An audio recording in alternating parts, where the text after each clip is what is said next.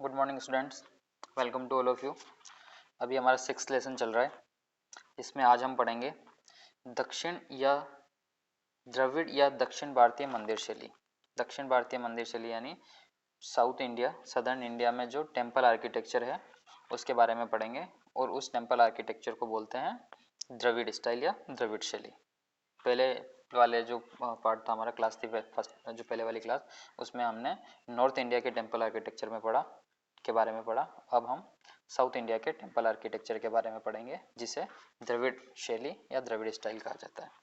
जैसा कि ऊपर बताया जा चुका है, नागर शैली के मंदिर आमतौर पर ऊंची कुर्सी या प्लिंथ पर बनाए जाते हैं। जैसा कि हमने बात करी थी कि एक जिसके लिए चबूतरा, जगती अलग अलग वर्ड यूज किए गए थे। जैसे ये पूरा चबूतरा बन जाता था या जगती जिसे हम कहते हैं, उसके ऊपर मंदिर बनाया जाता था।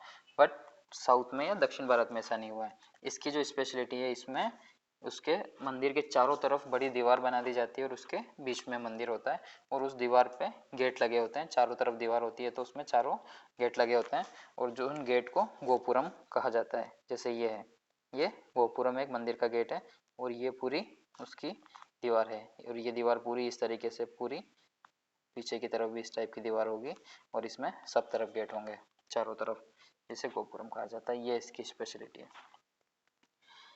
इससे विपरीत जो नॉर्थ इंडियन जो टेम्पल थे नागर स्टाइल में, उसके आर्किटेक्चर के विपरीत जो है वो दक्षिण द्रविड़ मंदिर जो है साउथ वाले, वो एक चार दीवारी से घिरा होता है। इस चार दीवारी के बीच में प्रवेश द्वार होते हैं जिन्हें गोपुरम कहा जाता है, जैसे अभी मैंने बताया। और मंदिर के गुंबद, अब जैसे हमने देखा था कि जो लास्ट वाले पार्ट में, लास्ट वाले लेसन में हमने पढ़ा था कि जो नॉर्थ के टेम्पल है उनमें ये जो पूरा पार्ट है इसको हम बोलते हैं शिखर, जब जबकि साउथ वाले में इसे बोलते हैं विमान। और साउथ वाले में शिखर सिर्फ इस वाले पोर्शन को, जो एक मुकुट के प्रकार में या एक कलश के प्रकार में बना होता है, उसे शिखर बोलते हैं। तो नॉर्थ आर्किटेक्चर में शिखर का मतलब है कि पूरा मंदिर के ऊपर का पूरा जो ये ट्रायंगुलर शेप में जो बना होता है आर्किटेक्चर, इसे शिखर कहते हैं। और साउथ में सिर्फ एक ऊपर जो मुकुट या कलश टाइप की जो आकृति होगी उसे शिखर कहते हैं। बाकी इस पूरे को साउथ जो है आर्किटेक्चर में विमान कहते हैं। तो मंदिर के गुंबद यानी ये ऊपर वाला जो है पार्ट, उसको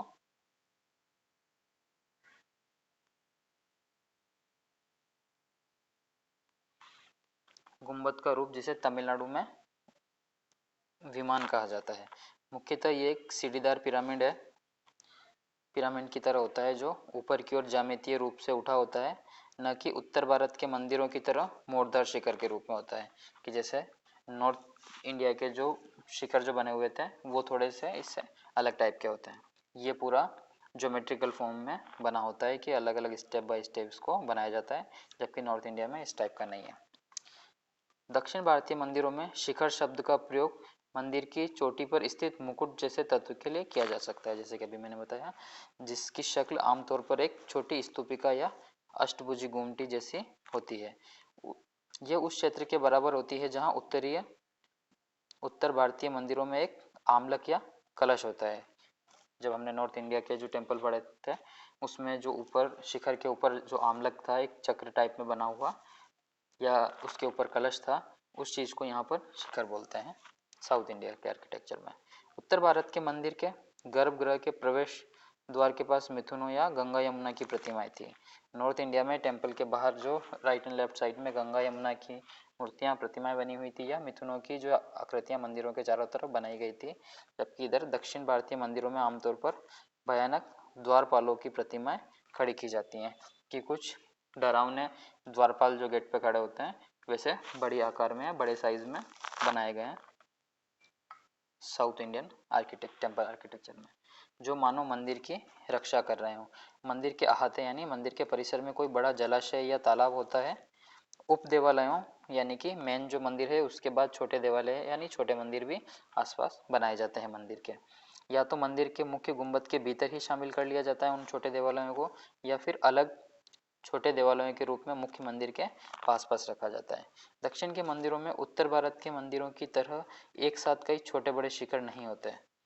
दक्षिण के सबसे पवित्र माने जाने वाले कुछ मंदिरों में आप देखेंगे कि मुख्य मंदिर जिनमें गर्भगृह बना होता है उसका गुंबद सबसे छोटा होता है। इसका कारण यह है कि वह मंदिर का सबसे पुराना भाग होता है और समय के साथ जब नगर या उस शहर की जब जनसंख्या और आकार बढ़ जाता है तो मंदिर को भी बढ़ाया जाता है या बड़ा कर दिया जाता है, तो उसके चारों ओर नई चारदीवारी बनाने की जरूरत पड़ जाती है। इसकी ऊंचाई मंदिर बड़ा किया जाता है, उसके चारों ओर चारदीवारी बनाने की जरूरत पड़ जाती है। इसकी ऊंचाई इससे पहले वाली दीवार से ज़्यादा होगी और इसका गोपुरम भी पहले वाले गोपुरम से अधिक ऊंचा होगा। उदाहरण के लिए यदि आप त्रिची, जो प्रेजेंट में उसका नाम है शहर का तिरुचिरापल्ली के, वहाँ एक प्रसिद्ध मंदिर है श्रीरंगम मंदिर, उसके आप दर्शन करने जाएँ तो पाएंगे कि उसके 4 समकेंद्रिक आयताकार यानी अहाते चार दीवारें हैं और हर चार दीवारी में एक गोपुरम बना है। सबसे ऊपर की चार दीवारी सबसे नई है और एकदम बीच का गुंबद जिसमें गर्भगृह बना है वो सबसे पुराना है। जैसे कि आप ये देखेंगे कि एक बीच में ये छोटा मंदिर है जिसका गोपुरम या ऊपर शिखर है वो छोटी साइज का होगा, जो पहले कम लोग होंगे तो छोटे मंदिर की जरूरत पड़ती है। फिर जब उसका बढ़ाया जाता है मंदिर को, उसका एरिया थोड़ा बड़ा किया जाता है और इस पे गेट बनाए जाते हैं तो इनकी ऊंचाई इस वाले मंदिर से थोड़ी ज़्यादा होगी। फिर मंदिर को और बढ़ाया जाएगा तो बार ये जो इसका परिसर या आहता जो बनेगा, कॉरिडोर बनेगा, इसकी ऊंचाई इन पहले वालों से ज़्यादा बड़ी होगी। उसके बाद अगर इसको और बड़ा करेंगे तो ये धीरे धीरे बड़ा हो जाएगा। तो जो सबसे नई जो दीवार है वो सबसे ऊंची होगी, फिर उसके बाद वाली उससे थोड़ी छोटी, उसके बाद वाली उससे छोटी, और मेन जो टेम्पल है वो इन सभी से बीच में छोटा होगा। इस प्रकार मंदिर शहरी वास्तुकला के केंद्र बिंदु बनने लगे और तमिलनाडु में कांचीपुरम, तंजावुर, मदुरई और कुंभकोणम यह वो सबसे प्रसिद्ध मंदिर नगर हैं जहां 8वीं से 12वीं शताब्दी के दौरान मंदिर की भूमिका केवल धार्मिक कार्यों तक ही सीमित नहीं रही, मंदिर प्रशासन के केंद्र बन गए जिनके नियंत्रण में बेशुमार जमीन होती थी। कि जो मंदिर प्रशासन जो चलाने वाले जो लोग थे वो उनमें मंदिरों की काफ़ी बड़ी भूमिका थी। जिस तरह से नागर मंदिरों की कई उपश्रेणियाँ होती हैं, इसी प्रकार द्रविड़ मंदिरों की भी कई उपश्रेणियाँ हैं।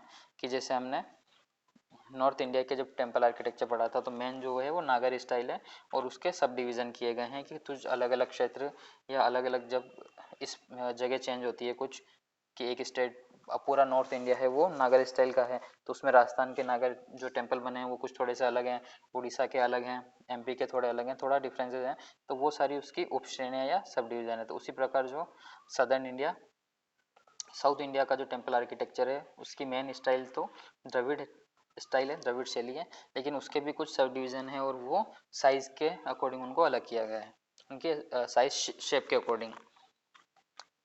इनकी मूल आकृतियाँ 5 प्रकार की होती है साउथ इंडिया के टेम्पल आर्किटेक्चर में: वर्गाकार, आयताकार यानी स्क्वायर और रेक्टेंगल, अंडाकार ओवल शेप, वृत्त, गोला, अष्टास्त्र यानी 8 भुजाएं जिसके 8 साइड हों। ये अलग अलग ज्योमेट्रिकल फॉर्म्स हैं जिसमें टेम्पल बनाए गए। इनमें से वर्गाकार को आमतौर पर कूट या चतुरस्त्र भी कहा जाता है, जो स्क्वायर है उसको कूट और चतुरस्त्र भी कहा जाता है। आयताकार यानी शाला या आयतास्त्र, और अंडाकार जो ओवल शेप है जिसे गजपृष्ठीय, जैसे हमने पढ़ा था कि जैसे अगर ये पूरे ओवल जो शेप है तो इसका ये वाला जो पार्ट है ये गज यानी हाथी की पीठ के समान है तो इसे गजपृष्ठीय भी कहते हैं, जो हाथी की पीठ जैसी होती है। इसे वृत्तायत भी कहा जाता है इसको, ओल्ड शेप को, कि इस शेप में भी टेम्पल जो उनके गर्भगृह जो बने हुए हैं। यह गजपृष्ठीय चैत्यों के शक्टाकार रूपों पर आधारित होती है जिनके प्रवेश द्वार घोड़े की नाल के आकार के होते हैं, जिन्हें आमतौर पर नासी भी कहा जाता है। जैसे घोड़े की नाल इस प्रकार की होती है तो इसी प्रकार के बने होते हैं, इन्हें नासी भी कहा जाता है। वृत्त यानी गोला, और अष्टास्त्र यानी अष्टभुजाकार जिसके 8 साइड हों। आमतौर पर मंदिर की योजना और उसके विमान देवी देवताओं के मूर्त रूप के अनुसार निर्धारित होते थे, कि उनमें मंदिरों में जिस भगवान को रखा जाएगा, जिन भगवान की प्रतिमा स्थापित की जाएगी, उस प्रतिमा के अकॉर्डिंग ये मंदिरों के शेप डिसाइड होते थे कि उसको स्क्वायर में बनाना है, रेक्टेंगल में बनाना है या ओवल में बनाना है। इसलिए उचित यही था कि विशिष्ट प्रकार की मूर्तियों के लिए उसी से संबंधित प्रकार के मंदिर बनाए जाएं।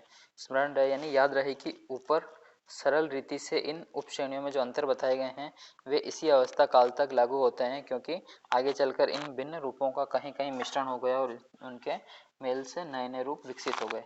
कि ये इस समय जो बात कर रहे हैं हम 6 से 8 से 12 सेंचुरी के बीच का जो समय है, उसके समय ये टेम्पल इस टाइप का आर्किटेक्चर बना था। उसके बाद धीरे धीरे वो मिक्स हो गए और एक टाइप के टेम्पल्स बनने लगे।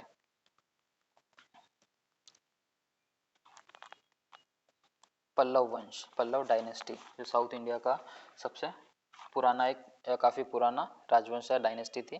पल्लव ईसा की दूसरी शताब्दी, जीसस क्राइस्ट के बर्थ के 200 ईयर बाद 200 CE कॉमन एरा में ही आंध्र क्षेत्र में सक्रिय रहे पल्लव लोग जो थे वो, और दक्षिण भारत की ओर आगे बढ़कर तमिलनाडु में बस गए। पहले वो लोग आंध्र प्रदेश में उनका राज्य था, बाद में वो नीचे बढ़कर तमिलनाडु में चले गए।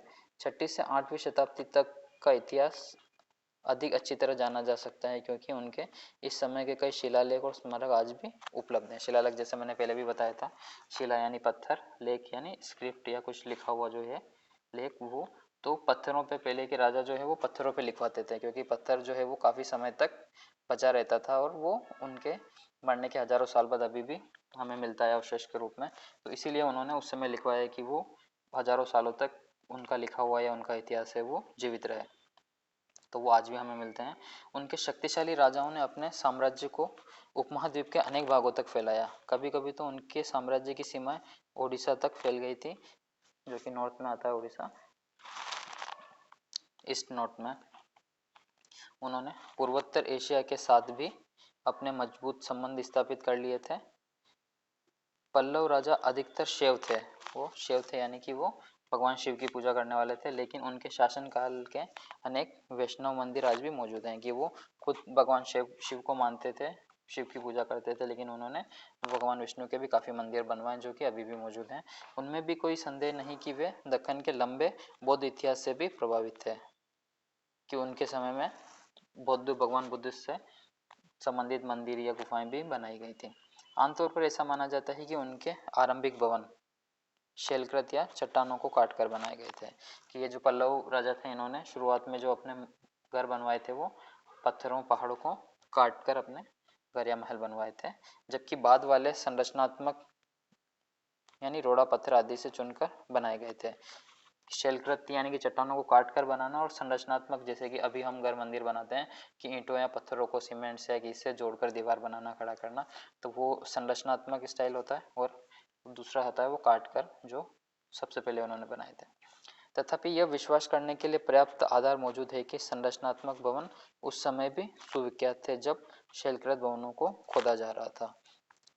कि जब ये पत्थरों को काट कर जब घर बनाए जा रहे थे, उस समय भी ये लोग थे वो संरचनात्मक भवन या घर बनाना भी जानते थे और कुछ मात्रा में बनाए जा रहे थे।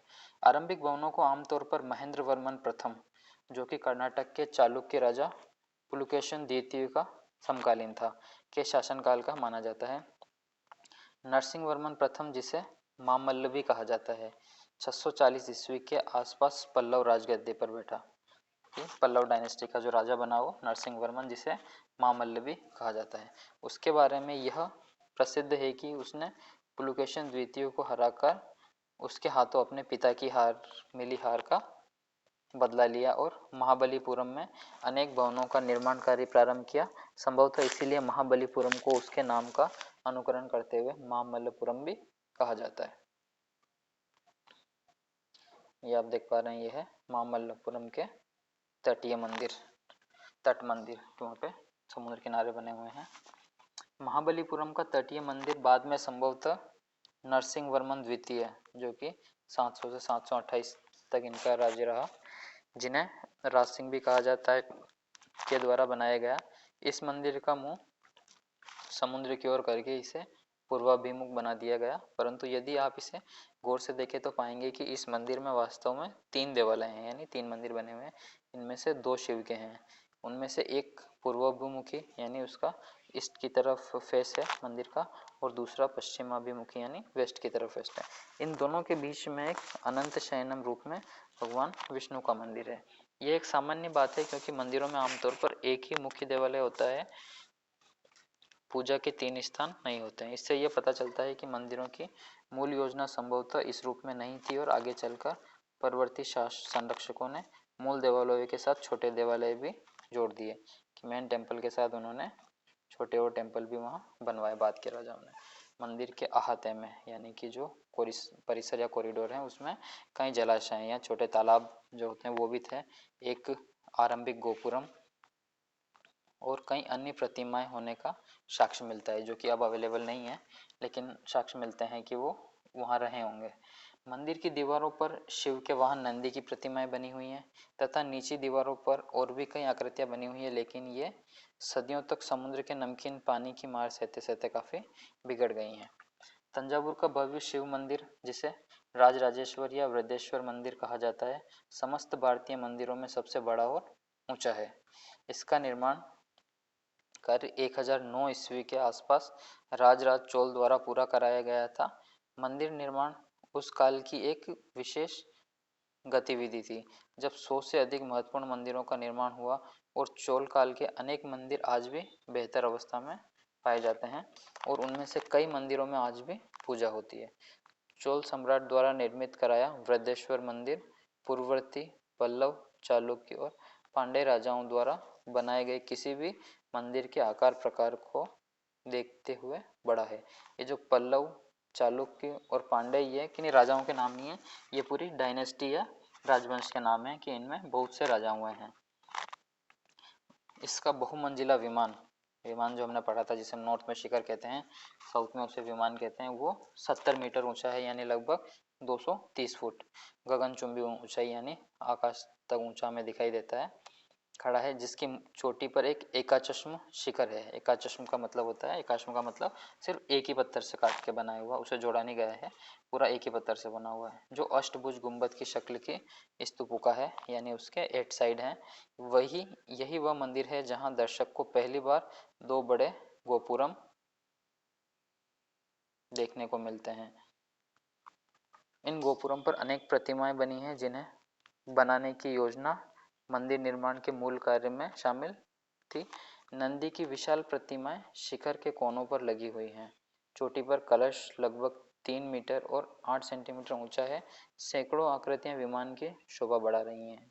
ये इसे विमान कहेंगे और इसमें जो पूरा ऊपर या नीचे यहाँ तक बना हुआ है, इसमें सभी में प्रतिमाएं या स्कल्पचर्स बने हुए हैं देवी देवताओं के, उनके वाहन के या धर्म से संबंधित, हिंदू धर्म से संबंधित जो है वो प्रतिमाएं इनमें बनी रहती है छोटी छोटी साइज में। हालांकि यह संभव है कि ये आकृतियां मराठा काल में जोड़ी गई हों और मूल रूप से सभी चोल काल की न हों। मंदिर के प्रमुख देवता शिव हैं, जो एक अत्यंत विशाल लिंग के रूप में 2 मंजिले गर्भगृह में स्थापित हैं। गर्भगृह के चारों ओर की दीवारें पौराणिक आख्यानों से ओतप्रोत हैं, जिन्हें चित्रों के माध्यम से प्रस्तुत किया गया है कि ये पौराणिक आख्यान यानी पुराणों में या ग्रंथों में जो स्टोरीज हैं उससे संबंधित ये प्रतिमाएं या स्कल्पचर हैं वो बनाए गए हैं। पंचरथ महाबलीपुरम, ये जो टेम्पल है वो महाबलीपुरम के पंचरथ, रथ का मतलब है, रथ को टेम्पल को रथ भी कहा जाता है। दक्कन की वास्तुकला यानी साउथ का आर्किटेक्चर के बारे में पढ़ेंगे। कर्नाटक जैसे कई क्षेत्रों में अनेक भिन्न भिन्न शैलियों के मंदिरों का निर्माण हुआ, जिनमें से उत्तर तथा दक्षिण भारतीय दोनों क्रमों का प्रयोग हुआ था। कुछ विद्वानों ने इस क्षेत्र के मंदिरों को नागर एवं द्रविड़ शैली से हटकर उनकी मिश्रित शैली माना है। यह शैली 7वीं शताब्दी यानी 7th सेंचुरी के उत्तरार्ध यानी जब 7th सेंचुरी खत्म हो रही थी उस समय लोकप्रिय हुई और उसका उल्लेख कुछ प्राचीन ग्रंथों में वेसर नाम से किया जाता है कि जो नॉर्थ में टेम्पल बने हैं वो नागर स्टाइल में, साउथ में बने हैं वो द्रविड़ स्टाइल में।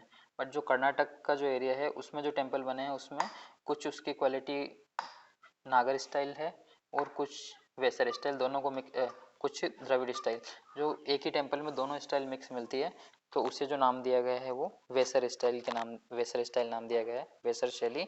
जो इसके वेसर शैली के जो मंदिर हैं वो कर्नाटक में हमें मिलते हैं।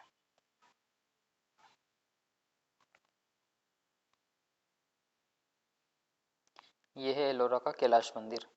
ये पूरा सिर्फ एक ही चट्टान को काट के बना हुआ है, एक ही पहाड़ी को काट करके। ये पीछे जो ये पहाड़ी देख पा रहे हैं, इस पहाड़ी को काट करके इस पूरे मंदिर को बनाया गया है एलोरा का कैलाश मंदिर, जिसका गुफा नंबर 16 में जो है 16 बोलते हैं इसे कैलाश मंदिर, इसलिए बोलते हैं क्योंकि भगवान शिव जो कैलाशवासी हैं, इस वजह से इसको कैलाश मंदिर बोलते हैं। 7वीं शताब्दी के आखिरी और 8वीं शताब्दी के आरंभिक दशकों में एलोरा की महत्वाकांक्षी परियोजना अधिक भव्य बन गई।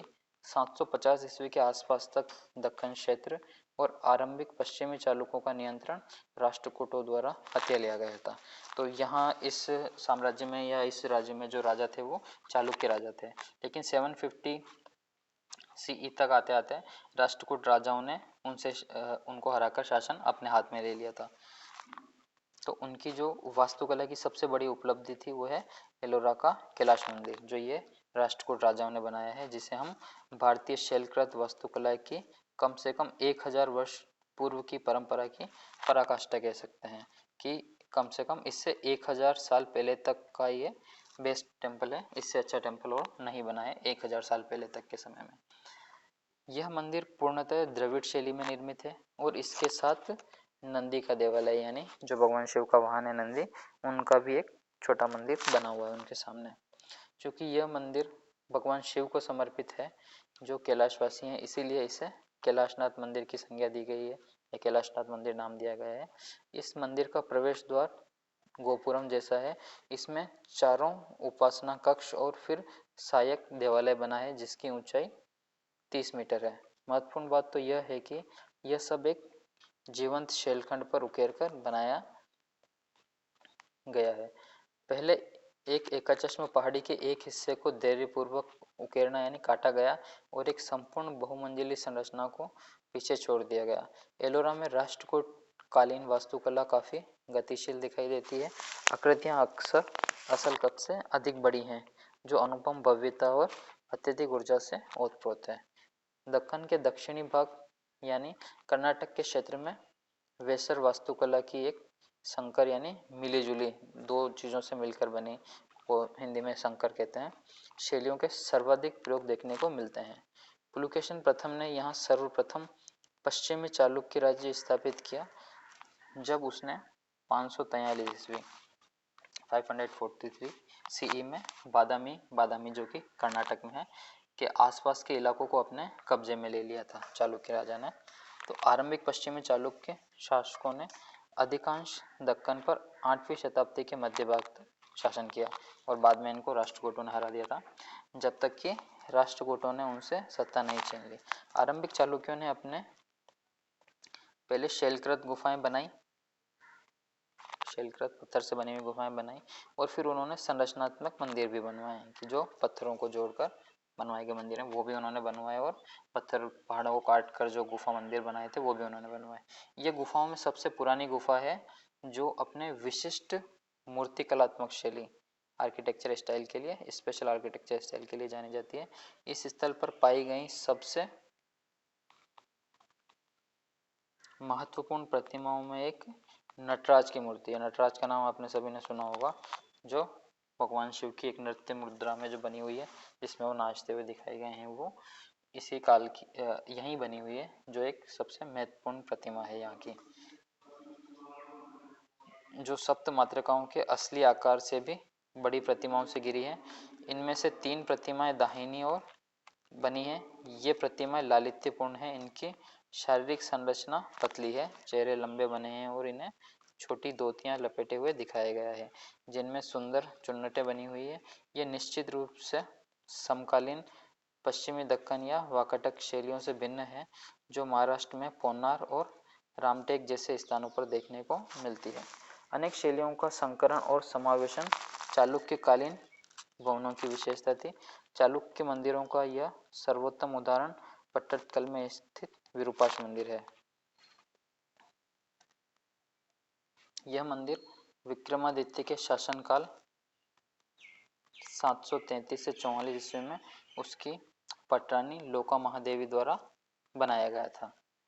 यह मंदिर प्रारंभिक द्रविड़ परंपरा का एक सर्वोत्तम उदाहरण है।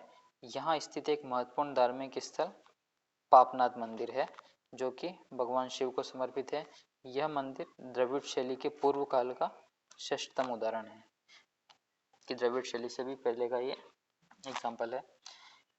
अन्य पूर्वी चालुक्य मंदिरों की परंपरा के विपरीत बादामी के 5 किलोमीटर की दूरी पर स्थित महाकूट मंदिर तथा आलमपुर स्थित स्वर्ग ब्रह्म मंदिर में राजस्थान एवं उड़ीसा की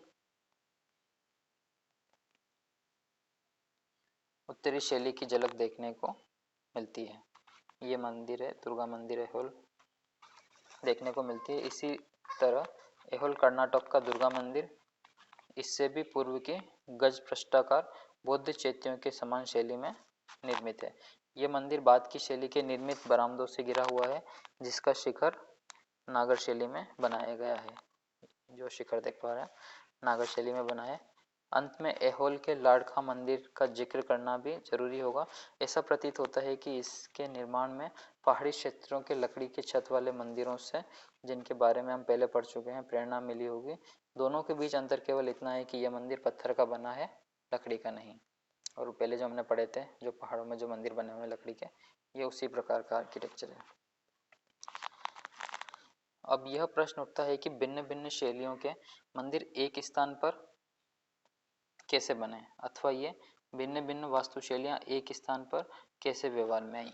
कि मतलब एक ही जगह ये पूरा साउथ इंडिया है, उस साउथ इंडिया में ही अलग अलग स्टाइल के इतनी अलग अलग स्टाइल्स थी टेम्पल की, तो ऐसा कैसे हुआ। इसका कारण जिज्ञासा था कि कुछ नया करके दिखाने के लिए अलग। निसंदेह यह उन वास्तुकलाविदों की संरचनात्मक आकांक्षाओं की गतिशील अभिव्यक्तियां थी जो भारत के अन्य भागों में कार्यरत अपने साथी कलाकारों के साथ प्रतिस्पर्धा में संलग्न थे। हमारा स्पष्टीकरण भले ही कुछ भी हो, मगर यह निश्चित है कि ये भवन कलाएं इतिहास के मर्मज्ञों एवं शोधकर्ताओं के लिए अत्यंत रोचक हैं। कि ये जो उस समय के आर्किटेक्चर है, तो आर्किटेक्ट जो थे वो अपने आप को दूसरे आर्किटेक्ट से अच्छा बताने के लिए या कुछ नया करने के लिए, क्रिएटिव करने के लिए हमेशा टेम्पल में कुछ नया बनाते थे। तो इसी वजह से इतनी सारी स्टाइल्स जो हैं वो डेवलप हुई हैं। चोलों और पांड्यों की शक्ति के अवसान के साथ ही कर्नाटक के होयसलों ने दक्षिण भारत में प्रमुखता प्राप्त कर ली और वे वास्तुकला के महत्वपूर्ण संरक्षक बन गए। उनकी सत्ता का केंद्र मैसूर था। दक्षिणी दक्कन में लगभग 100 मंदिरों के अवशेष मिले हैं, किंतु उनमें से 3 सबसे अधिक उल्लेखनीय हैं, अर्थात बेलूर, हेलेविड और सोमनाथपुर के मंदिर। सोमनाथपुर के मंदिर आप ये देख पा रहे हैं। अब ये सोचिए कि उस समय बिना मशीन से सिर्फ उस समय के आर्टिस्ट, आर्किटेक्चर या स्कल्पचर जो भी हैं, उन्होंने कितने संलग्नता से जो अपना काम किया होगा कि उन्होंने इतने अच्छे मंदिर उस समय बनाए और इतने बारीक इतनी मूर्तियां एक स्टोन के ऊपर बनाई है। अब ये देखिए, अगर एक मूर्ति भी अगर उसमें खराब हो गई या गलत कट उसमें लग गया तो वो पूरा पत्थर बेकार हो जाता, उसके लिए उनको पूरा फिर से बनाना पड़ता था। तो संभवतः इन मंदिरों की सबसे अधिक उल्लेखनीय विशेषता यह है कि ये अत्यंत जटिल बनाए गए हैं। जटिल यानी कठिन, हार्ड एकदम, कि बहुत मुश्किल से बने हो इस प्रकार से। जबकि पहले वाले मंदिर सीधे वर्गाकार होते थे, लेकिन उनमें अनेक आगे बढ़े हुए कोण होते हैं, जिनसे इन मंदिरों की योजना तारे जैसी दिखाई देने लगती है।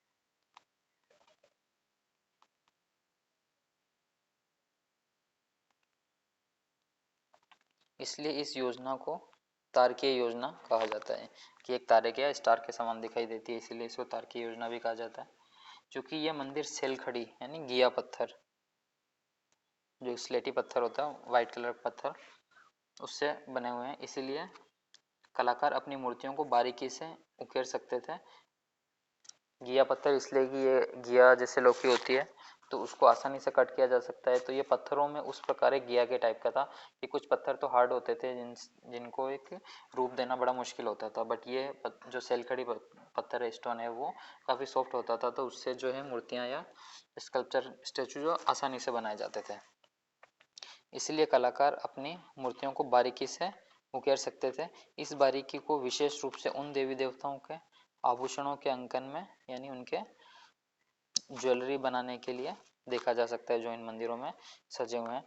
कर्नाटक में हेलेविड में स्थित होयसलेश्वर मंदिर होयसल नरेश यानी होयसल राजा द्वारा 1150 ईस्वी में गहरे रंग के परतदार पत्थर शिस्ट के द्वारा बनाया गया था। होलसेल मंदिर को शंकर या वेसर शैली के मंदिर कहा जाता है। शंकर मतलब दो चीज़ों से मिलकर बना हुआ, तो वेसर शैली को शंकर शैली इसलिए कहते हैं क्योंकि ये नागर स्टाइल और द्रविड़ स्टाइल दोनों का मिक्स है। क्योंकि उनकी शैली द्रविड़ और नागर दोनों शैलियों से लेकर बीच की शैली है। ये मंदिर अन्य मध्यकालीन मंदिरों की तुलना करने पर अनेक अपनी मौलिक तारकीय भू योजना और अत्यंत अलंकारिक यानी डेकोरेटिव उत्कीर्णों यानी जो खुदाई करके बनाए गए के कारण आसानी से जाने पहचाने जा सकते हैं। हेलीविड का मंदिर नटराज के रूप में शिव को समर्पित है।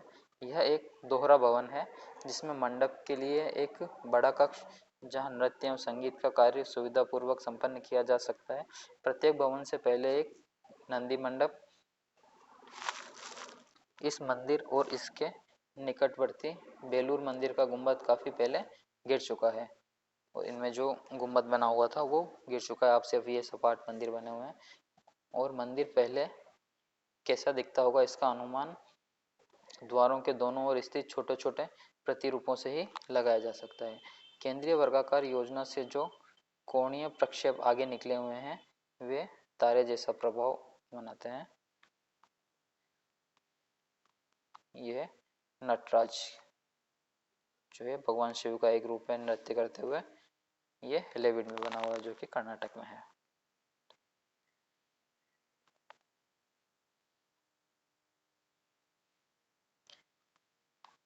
उन पर पशुओं तथा देवी देवताओं की अनेकानेक आकृतियां उकेरी हुई है। इन आकृतियों का उत्कीर्णन अत्यंत जटिल एवं बारीक है।